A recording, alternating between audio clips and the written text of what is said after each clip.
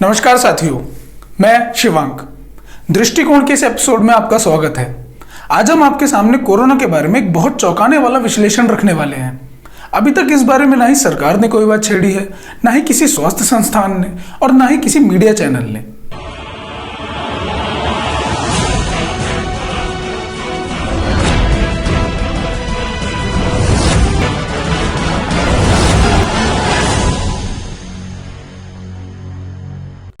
अभी हम दुनिया में कोरोना के फैलने के आंकड़ों को देख रहे थे तो अचानक देशों में कोरोना के फैलने और फिर कम हो जाने में हमें एक दिलचस्प समानता मिली।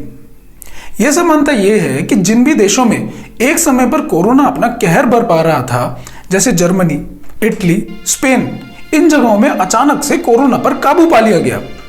इसी तरह चीन के वुहान शहर में भी हुआ। किसी समय पर वुहान में कोरोना के एक दिन में 20,000 केस तक आ रहे थे और एकाएक कुछ दिनों में ही वह 20 से 30 पर आ गए। ऐसे ही इटली में हुआ, स्पेन में हुआ, जर्मनी में हुआ, अमेरिका के न्यूयॉर्क शहर में भी हुआ और भारत के अंदर मुंबई के धारावी में भी हुआ। अब यह सुनकर आप ये सोच रहे होंगे कि इसमें कौन सी अलग बात है, इन देशों ने लॉकडाउन किया होगा तो केस अपने आप नीचे आने लगे होंगे। लेकिन अगर यही बात मैं भारत पे भी लागू करूँ तो मतलब कि लॉकडाउन तो भारत में भी हुआ, लेकिन भारत में तो कोरोना लगातार बढ़ रहा है। और इटली, स्पेन जैसे देशों में तो इतना सख्त लॉकडाउन लगाया भी नहीं गया था कि अगर कोई बाहर दिखाई दे तो पुलिस लठ से मारने लगे। अमेरिका में तो अभी हाल फिलहाल में प्रदर्शन हो रहे थे, लेकिन फिर भी कोरोना वहां लगातार बहुत तेजी से नीचे आता चला गया। अभी कुछ दिन पहले अमेरिका की नेवी शिप के सिपाहियों का कोरोना एंटीबॉडी टेस्ट किया गया था। अभी एंटीबॉडी टेस्ट क्या है? जब भी हमारे शरीर में कोई अनचाहा वायरस प्रवेश करता है तो शरीर का इम्यून सिस्टम उस वायरस से लड़ने के लिए एंटीबॉडीज बनाता है और अधिकतर उसे हरा देता है। लेकिन जब हरा नहीं पाता तो हम बीमार पड़ जाते हैं। ये एंटीबॉडीज उस वायरस को हराने के बाद काफी समय तक हमारे शरीर में जीवित रहती हैं ताकि दोबारा ऐसा कोई वायरस आए तो उसे हराया जा सके। एंटीबॉडी टेस्ट में यह चेक किया जाता है कि शरीर के अंदर किसी वायरस की एंटीबॉडी है या नहीं। जब अमेरिका के जवानों का एंटीबॉडी टेस्ट हुआ तो सामने आया कि शिप पर उपस्थित 60% से ज्यादा सैनिकों के अंदर कोरोना वायरस की एंटीबॉडीज मिली।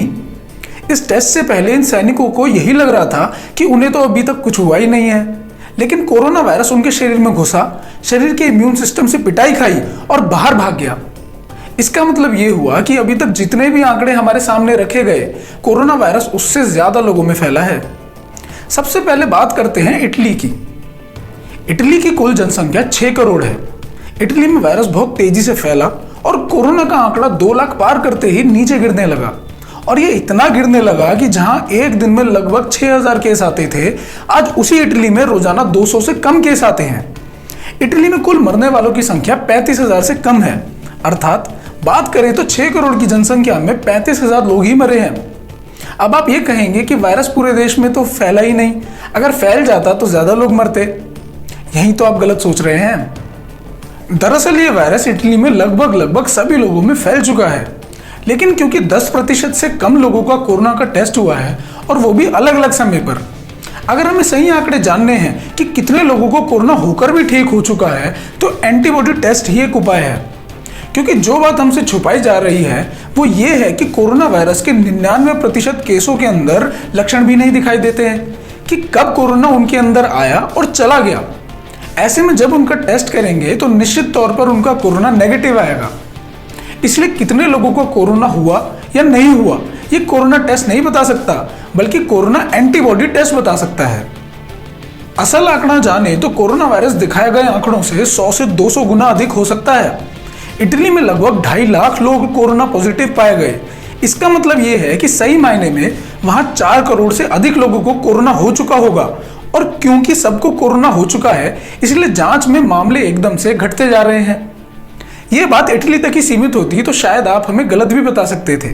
स्पेन के आंकड़ों की तरफ भी एक नजर डाल लेते हैं। स्पेन की कुल जनसंख्या 4 करोड़ 70 लाख के करीब है। स्पेन में कोरोना के कुल मामले लगभग 3 लाख से भी कम है, लेकिन मरने वालों की संख्या इटली से कम है, जो कि 28,500 के करीब है। स्पेन में भी कोरोना वायरस अचानक से बढ़ा और अब एकदम खत्म होने जा रहा है। जहां एक समय पर स्पेन में एक दिन में 8,000 मामले आते थे, आज उसी स्पेन में 2,000 से कम मामले सामने आते हैं। अब आप पूछेंगे कि स्पेन की जनसंख्या इटली से कम है तो मामले ज्यादा क्यों है? इसका कारण ये है कि स्पेन में प्रत्येक 10 लाख लोगों पर 1,16,500 टेस्ट किए गए, जबकि इटली में 10 लाख की जनसंख्या पर सिर्फ 90,000 ही टेस्ट हुए। इसीलिए इटली में मामले कम हैं। पर सही मायने में पूछें तो इटली में स्पेन से ज्यादा मामले रहे होंगे, जो कि कम टेस्ट होने की वजह से सामने नहीं आ पाए। इसीलिए इटली में मरने वालों की जनसंख्या स्पेन से ज्यादा है। अब बात करते हैं जर्मनी की। जर्मनी में जहां कभी एक दिन में 6,500 से ज्यादा मामले सामने आया करते थे, आज वही आंकड़ा 500 से कम आ चुका है। अगर बात करें जर्मनी की जनसंख्या की, तो वो 8 करोड़ 30 लाख है। जर्मनी में मरने वालों की संख्या इटली और स्पेन के मुकाबले काफी कम है, जो कि 9,000 है। और क्योंकि जर्मनी की जनसंख्या इटली और स्पेन से थोड़ी सी ज्यादा है, वहां रोजाना मामले इटली और स्पेन से ज्यादा आ रहे हैं। क्योंकि वायरस अभी पूरी जनसंख्या में नहीं फैला है, जिस दिन फैल जाएगा उस दिन जर्मनी में भी रोजाना के मामले 50 से 100 होकर खत्म हो जाएंगे। जर्मनी में अभी तक 2 लाख मामले सामने आए हैं। इसका कारण यह हो सकता है कि वहां किए हुए टेस्ट प्रत्येक 10 लाख में से केवल 70,000 हैं। अब बात करते हैं यूके की। यूके में भी कुछ ऐसा ही देखने को मिल रहा है। यूके में जहां कहीं एक दिन में 5,000 से ज्यादा मामले आते थे, अब वही आंकड़ा 700 से कम हो गया है। यूके की जनसंख्या करीबन 6 करोड़ 70 लाख है और मरने वालों की संख्या 43,906 है। ऐसा इसलिए क्योंकि वहां प्रत्येक 10 लाख में 1,42,000 से अधिक टेस्ट किए गए और इसलिए जनसंख्या के अनुपात में मामले भी अधिक हैं। टर्की को भी देख लेते हैं। टर्की में भी जहां कहीं एक दिन में 5,000 से ज्यादा मामले आते थे, अभी वो घटकर 1,500 के आसपास रह गए हैं और वहां पर मरने वालों की संख्या 5,000 के करीब है। लेकिन टर्की की जनसंख्या करीब 8.5 करोड़ है, इसलिए हमें देख सकते हैं कि टर्की में मामले अभी और बढ़ेंगे। अब बात करते हैं अमेरिका के न्यूयॉर्क की। न्यूयॉर्क, जिसकी जनसंख्या करीबन 2 करोड़ है, वहां पर लगभग 4 लाख मामले सामने आए और अचानक फिर आने बंद हो गए। जहां रोजाना 10,000 से भी ज्यादा मामले सामने आते थे, अभी वो रोजाना 600 से 700 हो गए हैं। न्यूयॉर्क में इटली और स्पेन से कम जनसंख्या होने पर ज्यादा मामले इस कारण आए क्योंकि वहां प्रत्येक 10 लाख पर 2,04,000 से ज्यादा टेस्ट हुए हैं। इसी तरह के आंकड़े आप अमेरिका के उन शहरों में भी देख सकते हैं जिनमें पहले मामले बहुत बड़े थे और अब कम होते चले जा रहे हैं। जैसे न्यू जर्सी, जिसकी जनसंख्या 88 लाख है, जनसंख्या के अनुपात में ही 1,77,000 मामले सामने आए और वहां टेस्ट की संख्या प्रत्येक 10 लाख में से 62,000 है। अभी अमेरिका में रोज के मामले रोजाना इसलिए बढ़ रहे हैं क्योंकि जिन शहरों में यह वायरस नहीं पहुंच पाया था, वहां अभी धीरे धीरे पहुंच रहा है, किंतु जिन शहरों में पहुंच गया था वहां अब यह धीरे धीरे कम हो रहा है।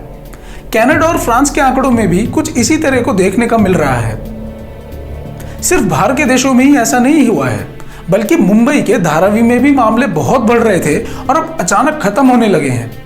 दिल्ली में भी जहां हफ्ता भर पहले रोज के 4,000 मामले आते थे, वो अभी 2,500 हो गए हैं। सरकार इसमें अपनी पीठ थपथपा रही है कि उन्होंने कोरोना वायरस पर काबू पा लिया है। सच तो यह है कि कोरोना वायरस इतना खतरनाक था ही नहीं जितना हमें बताया गया। हमने कोरोना के ऊपर अपनी पिछली वीडियो में बताया था कि ये एक टेस्ट वायरस है और इससे ज्यादा कुछ नहीं, लेकिन उन लोगों के पास इससे भी ज्यादा खतरनाक वायरस हैं। यह वायरस इसलिए छोड़ा गया था ताकि ये देखा जाए कि दुनिया वायरस छोड़ने पर किस तरह का व्यवहार करती है। विश्व स्वास्थ्य संगठन, देश की मीडिया, सरकार इत्यादि सब ने मिलकर एक प्रोपेगेंडा रचा और एक हवा फैलाया, एक अफवाह फैलाई। इस अफवाह से लाखों करोड़ों रुपया साधारण व्यापारियों से लूट लिया गया। ये कैसे लूटा, इसे आप बैंकों का मायाजाल किताब में पढ़ सकते हैं। इन आंकड़ों के आधार पर आज मैं एक बात आपको बताता हूं कि जितने आंकड़े बताए गए हैं, असल आंकड़े उससे 100 से 200 गुना ज्यादा हैं।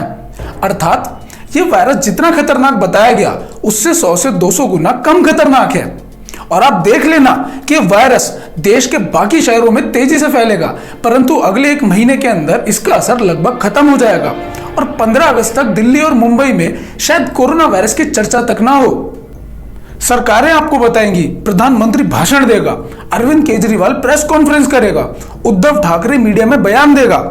आप सबको यह बताया जाएगा कि आप सबके साथ और आपकी कड़ी तपस्या से दिल्ली और मुंबई में हमने कोरोना पर जीत हासिल कर ली है और यही रुख हमें देश के बाकी हिस्सों पर भी अपनाना होगा और देश जल्द ही कोरोना पर विजय पालेगा।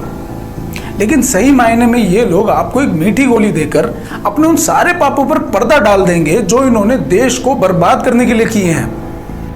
ये लोग आपको ये नहीं बताएंगे कि दरअसल लॉकडाउन एक षड्यंत्र था पूरी दुनिया में महामंदी लाने के लिए, जिससे लाखों करोड़ों डॉलर की संपत्ति विश्व के सामान्य व्यक्तियों के हाथ से कुछ ताकतवर षड्यंत्रकारी समूह के हाथ में चली गई है, जिस समूह के लिए पूरी दुनिया की सरकारें, WHO, भारत के सभी मुख्यमंत्री और आप सबके चहेते भारत के प्रधानमंत्री नरेंद्र मोदी भी काम करते हैं। लॉकडाउन के नाम पर इन्होंने इतने पाप किए हैं, करोड़ों लोग बेरोजगार हो गए हैं, दर दर की ठोकर खाने को मजबूर हैं, कितने ही लोग मारे गए, पुलिस ने बेरहमी से साधारण लोगों की पिटाई करी। हम भारत के लोग, जिनको तथाकथित रूप से देश का राजा बताया जाता है, ये सब करके देश की सरकार ने बता दिया कि हमारी औकात एक वफादार कुत्ते के बराबर भी नहीं है। हमारी बात सही है या गलत है, ये बात जल्दी साबित हो जाएगी जब कोरोना के मामले घटते चले जाएंगे। लेकिन फिर भी इस विषय पर अगर आप अपनी खुद की जांच भी कर सकते हैं तो जरूर करिए। सारे आंकड़े देखने के लिए आप worldometers.info/coronavirus वेबसाइट पर जाकर देख सकते हैं। हमने जो विश्लेषण आपके सामने रखा है, इसकी पुष्टि एक एक्सपेरिमेंट करके की जा सकती है। अगर दिल्ली सरकार या देश का कोई भी राज्य अपने राज्य के लोगों का एंटीबॉडी टेस्ट करवा ले तो पता लग जाएगा कि कितने लोगों के शरीरों में से कोरोना होकर भी निकल गया और उन्हें पता भी नहीं लगा। लेकिन हम ये भी जानते हैं कि सरकार हमारे सुझाव को नहीं सुनेगी। लेकिन हम सरकार से ये सवाल तो कर सकते हैं ना कि भाई अगर कोरोना कोई महामारी नहीं है तो उसने लॉकडाउन क्या सोचकर किया? सरकार के पास अपना दिमाग है या नहीं? जो WHO बोल देगा बस वही सब कुछ है, वही आपका माई बाप है। इस विषय पर ना ही सरकार ने अपनी कोई रिसर्च करी और ना ही लॉकडाउन के चलते वेंटिलेटर ही बनाए। आप बताइए, आपने क्या तैयारी करी?